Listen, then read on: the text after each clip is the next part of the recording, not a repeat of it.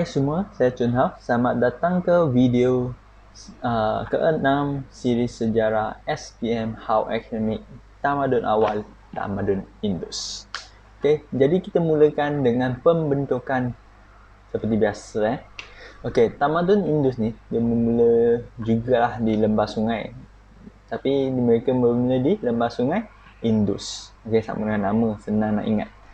Okey, kerana sumber air yang mencukupi kan, tanah pun subur lah. Kenapa tanah subur? Seperti video sebelum ni kita pernah cakap, sebab dekat dengan sungai, dia membawa endapan tanah daripada daripada hulu sungai turun. Jadi tanah dia lebih subur. Jadi aktiviti pertanian pun dia berkembang. Jadi hasil pertanian pun meningkat. Jadi dia membawa kepada peningkatan penduduk. Okay? Jadi pun muncullah bandar seperti Harappa, Mohenjo-daro. Okay? Dia juga ada bandar pelabuhan iaitu Lota dan juga Sukagendo. Okay? Tak tahu Asia, sini lah. Okay? Bandar tamadun ni dia padu sikit lah. Mereka terancang tau. Mari kita lihat macam mana dia orang terancang. Okay. Bandar mereka dapat dua bahagian, iaitu bahagian utama iaitu untuk pemerintahan dan pusat keagamaan. Jadi dekat sana ada bangunan kerajaan, kolam mandi untuk keagamaan dan juga tempat simpanan makanan. Okay. Manakala di bahagian kedua iaitu kawasan perumahan, mereka rumah mereka kan dibina menggunakan ilmu geometri. Geometri sound macam glamour kan, tapi geometri tu apa masa kita belajar math kita tahu lah, geometri tu dia macam tentang bentuk segitiga, rectangle, tiga segi, sudut dan sebagainya lah. Itu jadi rumah mereka dibina dalam bentuk empat segi. Okay? Jadi lepas tu antara rumah mereka dibahagikan dengan jalan yang lurus. Okay? Dia memisahkan setiap blok rumah lah. Boleh tengok lah macam ni lah. Okay? Lepas tu bandar ni juga mempunyai sistem kumbahan sendiri. Apa tu sistem kumbahan? Kalau dekat sekarang kita sistem kumbahan kita diuruskan oleh syarikat bernama Indah Water. Okay?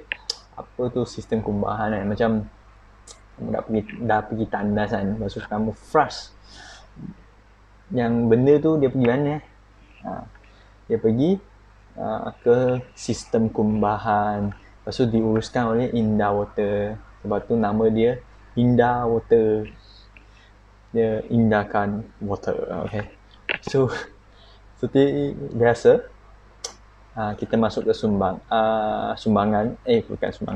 ciri-ciri tamadun. Okay. Kita mulakan dengan tulisan lah. Okay. Tulisan tamadun ni dia piktograf tau. Dia menggunakan piktograf, tapi sampai sekarang tak ada orang faham apa yang ditulis lah pada masa zaman tu. Lepas tu aktiviti ekonomi ke pula ialah perdagangan. Apa yang special mereka membuat perdagangan sehingga ke tamadun lain. Antaranya ialah tamadun Mesopotamia. Okay? Kita cakap macam mana kita tahu kan betul-betul dia ada buat kan. Jadi mereka buktikan dengan mereka terjumpa Chok Moho, pedagang Indus dekat tempat Mesopotamia. Lepas tu ni soalan. Chok Moho tu dia sebuah feature, ecofat atau artifak. Komen bawah Kalau dah lupa tengok balik video pasal zaman prasejarah. Kita ada cakap tentang tiga benda ni. Apa tu? Jadi okay, pentadbiran zaman ni lagi special. Okay? Banyak special tamadun ni. Mereka tak ada raja. Okay? Mereka diketuai oleh pendeta. Pendeta tu macam apa? Magician. Apa ni? Okay, jadi tak ada raja. Jadi mereka punya organisasi sosial tu macam mana yang tiga segi tu. Jadi atas tu ialah pendeta, diikuti oleh golongan petani. Jadi itu saja. Lepas tu kita masuklah ke sumbangan mereka. Okay? Jadi mereka ni, tamadun ni, mereka lebih bersifat terbuka. Boleh dilihat dari mana mereka telah menjalinkan hubungan dengan tamadun lain seperti tamadun Mesopotamia.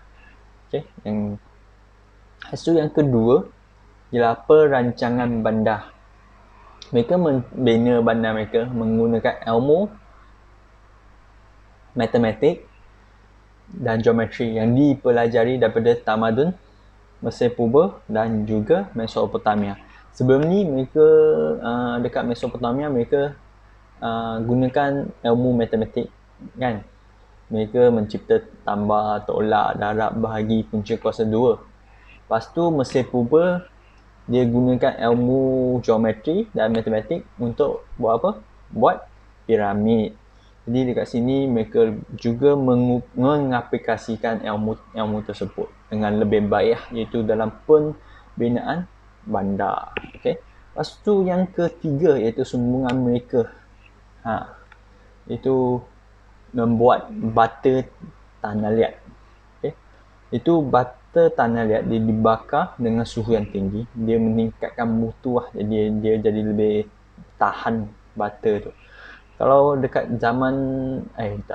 dekat tamadun Mesir Purba mereka menggunakan batu bata saja. Jadi dekat tamadun ni mereka menggunakan bata tanah liat. Okey.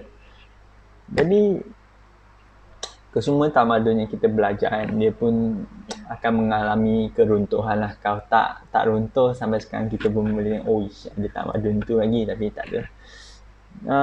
Tamadun ni dia runtuh ada dua sebab utama iaitu bencana alam, gempa bumi, kemarau dan banjir selalu berlaku dekat tamadun Indus ni.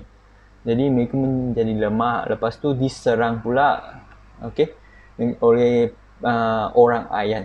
Jadi dengan kedua-dua sebab ni mereka pun tamatlah tamadun ini. Hari ni sini saja.